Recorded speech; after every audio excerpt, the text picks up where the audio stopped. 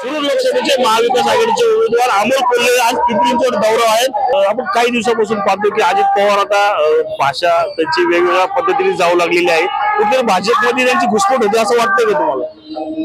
बघा, भारतीय जनता पक्षाच्या बरोबर जे जे गेले त्या प्रत्येकाची अडचण झालेली आपण बघितली। आणि जर आपण बारकाईने पाहिलं तर भारतीय जनता पक्षात गेल्यानंतर किंवा भारतीय जनता पक्षासोबत गेल्यानंतर अजितदादांचा जो आधीचा दरारा होता, जो आधीचा रुबाब होता, हा आपल्याला बघायला मिळत नाही। हे नक्कीच खेदजनक आहे। संजय राऊतांनी काल नवनीत राणावर अशी अतिशय खालच्या पातळीवर अशी टीका केलेली आहे। कितपत योग्य वाटते ती टीका तुम्हाला?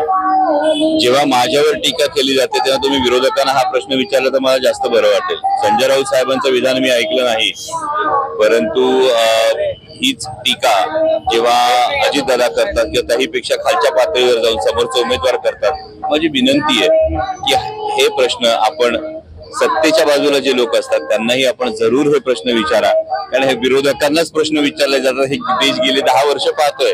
ये वाला लेते हैं। Inverter AC. आप गैम्बलर हो ना?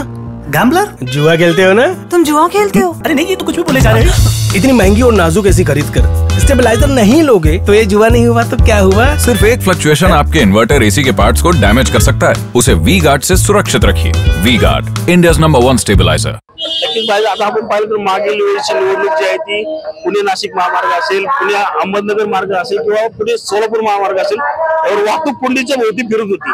आता परिस्थिती पाहिजे अद्याप तशीच परिस्थिती दिसते, काय सांगायचं? परिस्थिती तशीच दिसत नाही। माझी आपल्याला विनंती आहे की ही परिस्थिती जी बदलली आहे ना, त्यातलाही फरक आपण बघा। आज पुणे नाशिक महामार्गावरचे 5 बायपासेस सुरू झालेले, 6वा बायपास अंतिम टप्प्यात आहे। कोविडची मध्ये 2 वर्ष असताना सुद्धा हे बायपासेस पूर्ण झालेले। नाशिक फाटा ते चांदवली याचं टेंडर निघालेलं आहे। 7200 कोटीच्या एलिव्हेटेड कॉरिडॉरचं टेंडर निघालेलं आहे। नगर हायवेचं 8,500 कोटी रुपयाचं टेंडर निघालेलं आहे।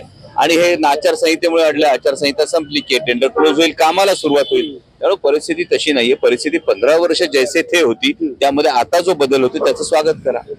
रणजित जाधव, मराठी।